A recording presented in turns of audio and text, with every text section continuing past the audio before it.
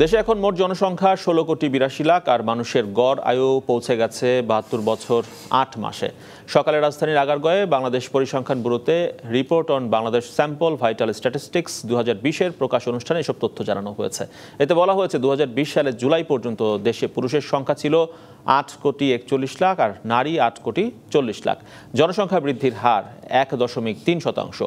নারীদের গড় আয়ু 74.5 বছর এবং পুরুষের 71 বছর 2 মাস। দেশের 96% পরিবার বিদ্যুতের আওতায় এসেছে বলে জানানো হয়েছে পরিসংখ্যান ব্যুরোর তথ্যে। বর্তমানে 73% মানুষ ইন্টারনেট ব্যবহার করেন।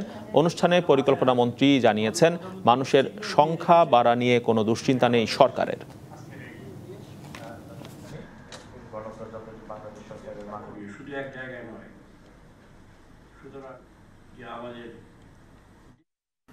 ছোটবেলায় যখন লোকসংখ্যার কথা শুনতাম ভয় পেতাম, যত মানুষ, এখন কিন্তু জনসংখ্যাকে ভয় পাই না। এইটাই আমাদের মূল সম্পদ। আরবদের গ্যাস, আমাদের মানুষ।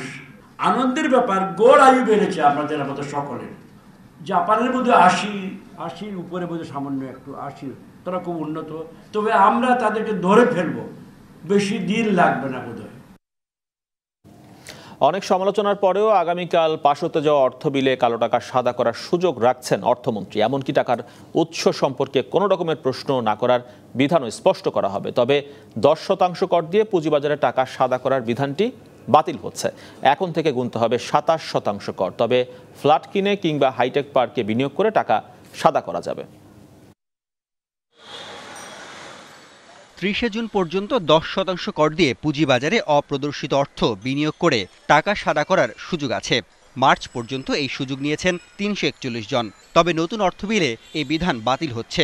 বহাল থাকছে 19-এর ই ধারা, যেখানে বলা হয়েছে কোনো করদাতা স্বেচ্ছায় অপ্রদর্শিত আয় ঘোষণায় আনতে পারবেন। সেক্ষেত্রে বিনিয়োগ করতে হবে শিল্প কারখানা, জমি, ফ্ল্যাট ও শেয়ার বাজারে। তবে মোট কর দিতে হবে 27.5%। সেই হিসাবে জুলাই থেকে পুঁজিবাজারে টাকা সাদা করতে হলে বাড়তি 17.5% কর গুনতে হবে। বর্তমান বিধান অনুযায়ী এলাকা ও আয়তন ভেদে নির্দিষ্ট পরিমাণ কর দিয়ে ফ্ল্যাট কিনে অপ্রদর্শিত অর্থ বৈধ করা যায়। আগামীতেও সেই সুযোগ বহাল থাকছে। এতদিন শর্ত ছিল অপরাধ কার্যক্রম ও অবৈধ উৎসের মাধ্যমে অর্জিত টাকা সাদা করা যাবে না। এবার সেই শর্ত শিথিল করতে যাচ্ছেন অর্থমন্ত্রী। এমনকি আয়ের উৎস সম্পর্কেও প্রশ্ন করতে পারবে না এনবিআর কিংবা অন্য কোনো সংস্থা। তো আমি যদি একবারে বলেই দেই না, আপনার কেউ প্রশ্ন করবে না, তখন তো এর ভিতর দিয়েই তো অন্য আসে বা অথবা সেই ধরনের ধারণা তৈরি হতে পারে। এটাকে কিন্তু কালো টাকার সাথে কিন্তু স্বচ্ছ পরিবেশের কিন্তু কোনো পরিবেশ নির্দেশ করে না। এই ধরনের পদক্ষেপ নিঃসন্দেহে আমাদের দেশের ভিতরে যে সুশাসন আছে এবং কর ন্যায্যতা আছে তার পরিপন্থী। ফলে সেই দিক থেকে বিবেচনা করে এই ধরনের পদক্ষেপ অর্থ বিলে থাকবে না, সেটাই আমরা আশা করি। আগামী অর্থবছরে সরবরাহকারী পর্যায়ে 3টে স্তরে উৎসে কর বাড়ানোর প্রস্তাব করেছেন অর্থমন্ত্রী। মোটা দাগে প্রস্তাবিত কর কাঠামো বড় ব্যবসায়ী প্রতিষ্ঠানের জন্য সুখকর হলেও ক্ষুদ্র ও মাঝারি শিল্পকে খুব একটা স্বস্তি না দেয় তার সংশোধন চান বিশ্লেষকরা। অগ্রিম কর যেটা আছে উৎসে, সেই সাপ্লায়ার্সের কাছ থেকে যেভাবে এটাকে রেটটা বাড়ানো হলো, একটা বড় এটার অভিঘাত হতে পারে, সেটা হলো যে যারা কনজিউমার আছেন তাদের উপরে কিন্তু এটার ট্রান্সফার করে দেওয়া হবে। এই এআইটি এবং এই সিস্টেমটা আসলে এটা কোনোভাবেই এটা আমাদের প্রাইভেট সেক্টরে বিনিয়োগ বান্ধব কিন্তু এটা পরিস্থিতি না। কিন্তু এটা হয়ে উঠছে কেন? এটা যেহেতু ওই যে কাভারেজ আসে না বলেই এভাবে করা হচ্ছে। এইটার থেকে বেরিয়ে আসতে হবে। আকাঙ্ক্ষার কতটা পূরণ হবে তা জানা যাবে মঙ্গলবার অর্থবিল পাশ হলে। আর 2021-22 অর্থ বছরের বাজেট পাশ হবে বুধবার। Arif Rahman, DBC news, Dhaka. অপ্রদর্শিত অর্থে আবাসন খাতের কি লাভ, এই আলাপে আমাদের সঙ্গে এই মুহূর্তে যুক্ত হচ্ছেন আবাসন খাতের মালিকদের সংগঠন রিহেবের সভাপতি আলমগীর শামসুল আলামিন। আপনাকে স্বাগত জানাচ্ছি তালিকাত অনুষ্ঠান। আপনি নিশ্চয়ই দেখছিলেন প্রতিবেদনটি। তার মানে হচ্ছে এবারেও অর্থমন্ত্রী আবাসন খাতে অপ্রদর্শিত অর্থ বিনিয়োগের সুযোগ রাখছেন। এই যে বারবার কালো টাকা বিনিয়োগের সুযোগ দেওয়া হয় আবাসন খাতে, এতে করে আসলে কি সুবিধা পাওয়া যায় বা কি সুবিধা মিলছে, বিস্তারিত বলবেন। ধন্যবাদ আপনাকে। প্রথম হচ্ছে কি, বারবার যে আমাদেরকে যে সুযোগটা দেওয়া হয় সেই সুযোগের ভিতরে কিন্তু ফাঁক ছিল। যেরকম একটা বিশেষ সংস্থা এই ব্যাপারে উৎসের ব্যাপারটা নিয়ে প্রশ্ন করতে পারে। আমাদের বারবার দাবি ছিল যে এই দাবি, এই যে প্রশ্ন করার যে জায়গাটা, সেটা যদি আপনারা উঠিয়ে দেন, তাহলে প্রচুর পরিমাণে অপ্রদর্শিত অর্থ দেশে বিনিয়োগ হবে। এবং যেটা গত বাজেটে করে দেওয়াতে 10 মাসের পরিসংখ্যানে দেখা গেছে যে 5,000 কোটি টাকা রিয়েল এস্টেট সেক্টরে বিনিয়োগ হয়েছে। আপনাদেরকে একটা জিনিস মনে রাখতে হবে যে 270টি সাব সেক্টর এই রিয়েল এস্টেট সেক্টরের সাথে জড়িত, প্রায় 35 লক্ষ শ্রমিক কর্মচারী প্রত্যক্ষ এবং পরোক্ষভাবে জড়িত। ফলে এদের সকলের কথা চিন্তা করে আজকে যখন 5,000 কোটি টাকার মতো সম্পদ এদেশে বিনিয়োগ হয়, তখন যারা এই বিনিয়োগকে বাধা সৃষ্টি করে আমি তাদের সঙ্গে একমত হতে পারি না। আমি মনে করি যে দেশের টাকা দেশে থাকবে এবং এই টাকাটাকে মানে উৎপাদন সেক্টরে ব্যবহার করতে হবে এবং আমাদের দেশে জব ক্রিয়েশন হবে এবং আমরা যাতে আমাদের ইকোনমিকে যাতে শক্তিশালী করতে পারি, এই ধরনের যে ব্যবস্থা সরকার এবং মাননীয় প্রধানমন্ত্রী, মাননীয় অর্থমন্ত্রী নিয়েছে, তাকে আমি সাধুবাদ জানাই। দেশের স্বার্থে, জনগণের স্বার্থে, আজকের পরিস্থিতির স্বার্থে এই সিদ্ধান্ত অত্যন্ত যুগোপযোগী। জি, সেটি হচ্ছে মানুষের প্রয়োজন হলে তো ফ্ল্যাট বা আবাসন খাতে তো লিগ্যাল মানি থেকেই তারা আসলে ব্যয় করতে পারেন বা কিনতে পারেন। সেক্ষেত্রে মানে কালো টাকা সাদা করার সুযোগটাই আবাসন খাতে কেন জরুরি? দেখেন, আমি একটা কথা বলি, আপনি যখন লিগ্যাল টাকাকে যখন আপনি হোয়াইট করে বা যে সিস্টেমে আছে সেখানে কিন্তু অনেক টাকা খরচ হয়ে যায়, প্রায় 40-45% টাকা খরচ হয়ে যায়। তো একটা মানুষের পক্ষে এমনিতে সে আবাসনে ইনভেস্টমেন্ট করছে, on the top of that তাকে যদি আরো 35-40% টাকা অ্যাডিশনাল খরচ করে যদি তাকে যদি এই আবাসনটা নিতে হয়, তারপরে রেজিস্ট্রেশন কস্ট আছে, এগুলো অনেক বেশি বাড়তি কস্ট এসে যায় একজন ইনভেস্টরের জন্য। এই কারণে আমি মনে করি যে এই ধরনের সুযোগটা আমাদের সেক্টরে থাকলে আমাদের সেক্টরে বিকাশ হবে, মানুষ সহজে বাড়ি ঘরের মালিক হতে পারবে এবং আবাসন হচ্ছে তো ছিল আমাদের কোনো বিলাসিতা নয়, এটা তো ছিল আমাদের this is our fundamental right.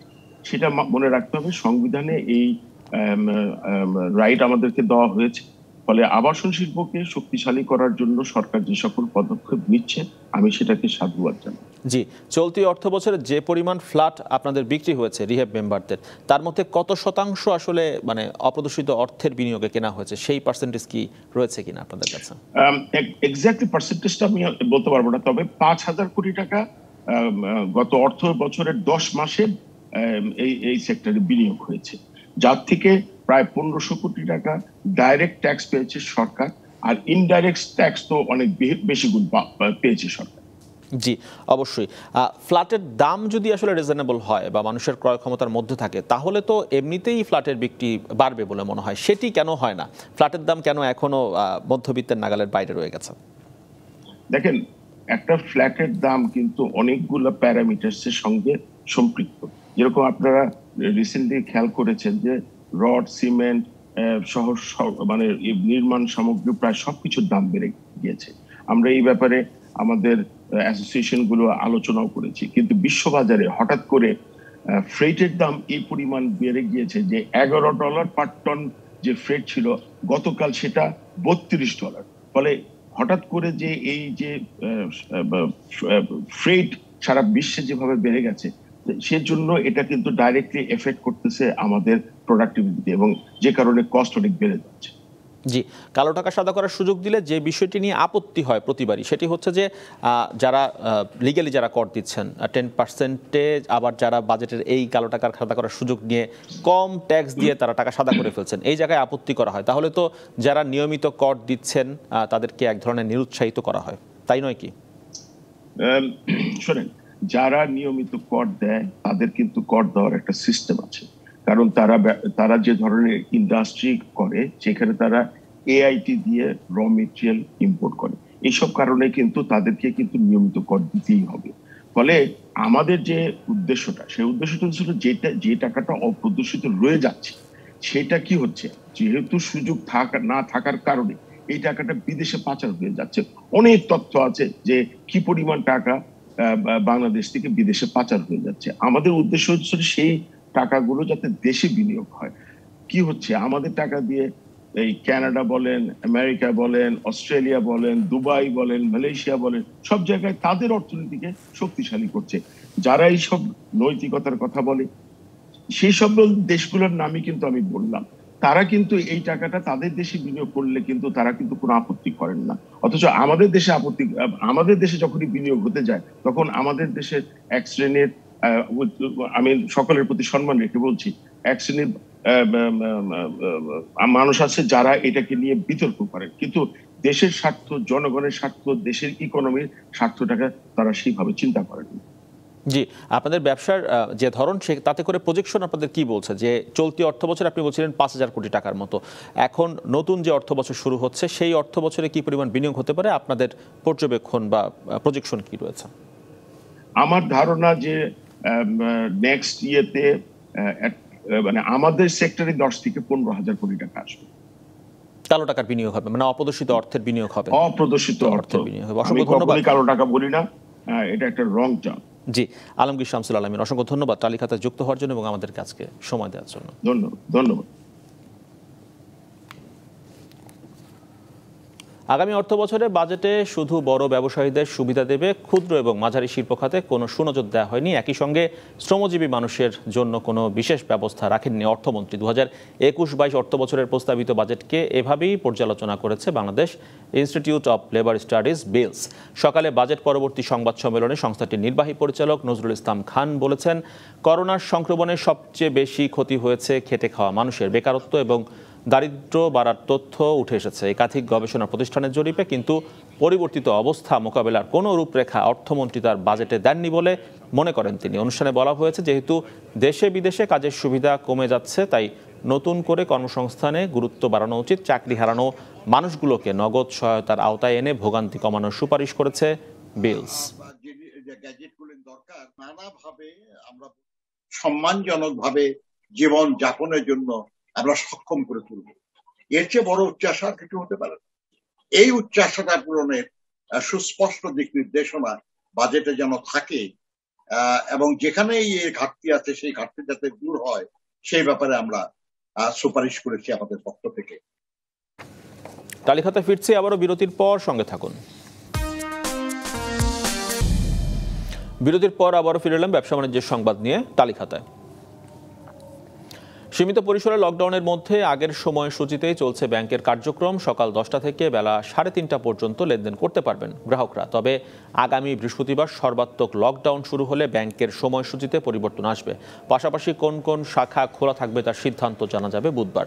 এর আগে গত 13 এপ্রিল সীমিত সংখ্যক লোকবল দিয়ে শাখা পরিচালনার নির্দেশ দিয়েছিল বাংলাদেশ ব্যাংক। গত বছর করোনার সংক্রমণের শুরু থেকেই ব্যাংকিং সেবা চালু ছিল। বাংলাদেশ ব্যাংকের মুখপাত্র সিরাজুল ইসলাম জানিয়েছেন, প্রজ্ঞাপনের সঙ্গে সমন্বয় করে গভর্নরের পরামর্শে ব্যাংকগুলোকে বিস্তারিত দিক নির্দেশনা পাঠাবে কেন্দ্রীয় ব্যাংক।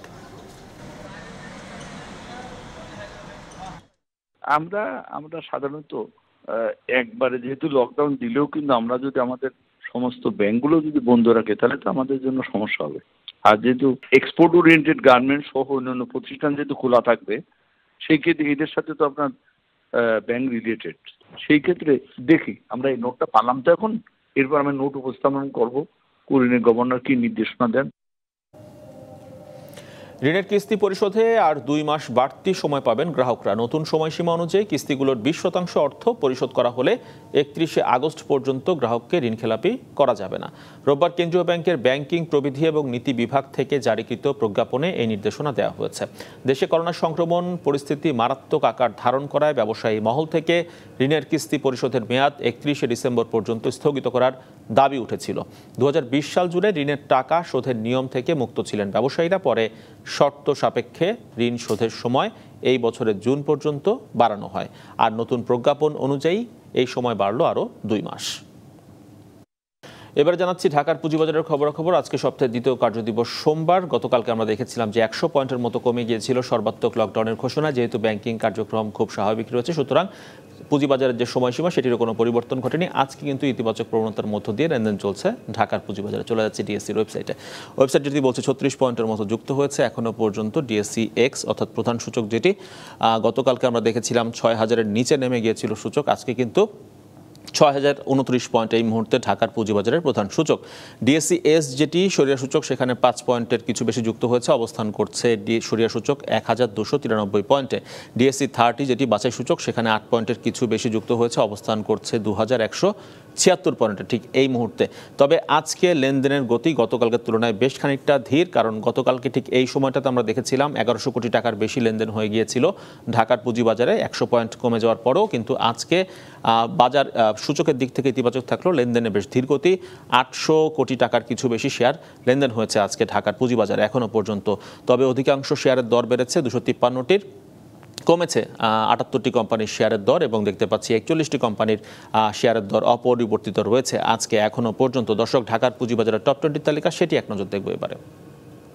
টপ 20 তালিকায় আজকে কিন্তু ডেল্টা লাইফ রয়েছে একদম প্রথম অবস্থানে। বেক্সিমকো, যেটি গেল কয়েক সপ্তাহ ধরে আমরা দেখেছিলাম যে 1 নম্বরে থাকা, সেটি আজকে নেমে গেছে 4 নম্বরে। সেটি বেক্সিমকো লেনদেন হচ্ছে 90 টাকা। শেয়ারটির দরও কিন্তু বেশ খানিকটা কমেছে গেল কয়েক সপ্তাহের তুলনায়, তবে গতকালকের চেয়ে দাম বেড়েছে। শেয়ারটির 1 নম্বরে রয়েছে ডেল্টা লাইফ, 2 নম্বরে মালিক স্পিন, কুইন সাউথ রয়েছে 3 নম্বরে, বেক্সিমকো 4 নম্বরে এবং আনোয়ার গিয়ার ফার্নিচিং রয়েছে 5 নম্বর অবস্থানে। দর্শক, এই ছিল ঢাকার পুঁজিবাজারের খবরাখবর। সেই সঙ্গে শেষ করছে আজকের তালিকাটা। সঙ্গে থাকুন 24 ঘন্টা।